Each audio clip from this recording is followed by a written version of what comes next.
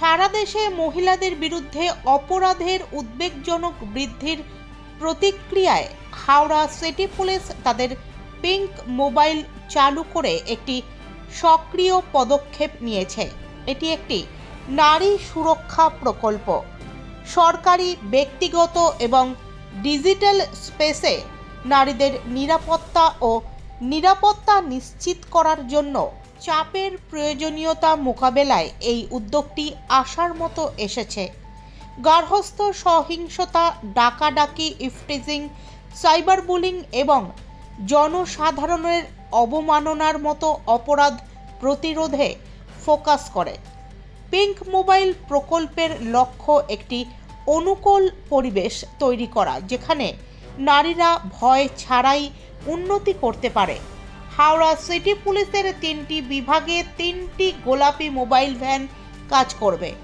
এই মোবাইল ভ্যানগুলি শহর জুড়ে সতর্ক থাকবে, বিশেষ করে শিক্ষা প্রতিষ্ঠান, হাসপাতাল, বালিকা হোস্টেল, বাজারের জায়গাগুলি সহ যেখানে মেয়ে ও মহিলাদের সমাবেশ রয়েছে।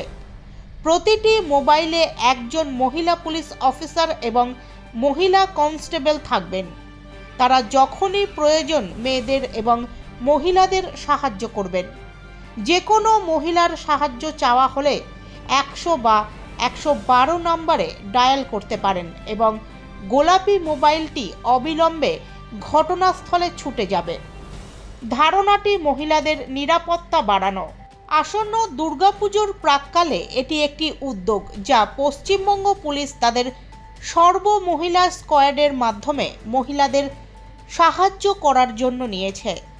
এই প্রকল্পটি শুধুমাত্র বিদ্যমান সমস্যাগুলির সমাধান করার চেষ্টা করে না, বরং পূর্ব বিদ্যমান স্কিমগুলির কার্যকারিতা পুনর্গঠন ও বৃদ্ধির লক্ষ্য রাখে, যা এটিকে মহিলাদের সুরক্ষার দিকে একটি অগ্রণী পদক্ষেপ করে তোলে। পিঙ্ক পেট্রোল এটা বেসিক্যালি অল উইমেন পেট্রোল কার যেরকম হয় সব মহিলা দ্বারা পরিচালিত এটা পেট্রোল কার আছে।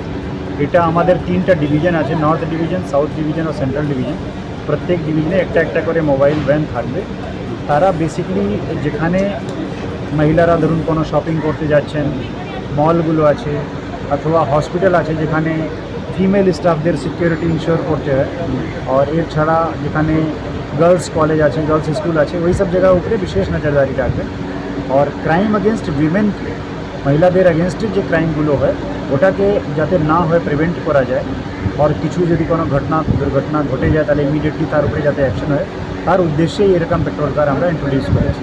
আর মহিলাদের সুরক্ষাকে সুনিশ্চিত করার জন্য আমাদের সরকার আপনারা দেখেন এটা প্রত্যেক জেলাতেই চালু করা হচ্ছে।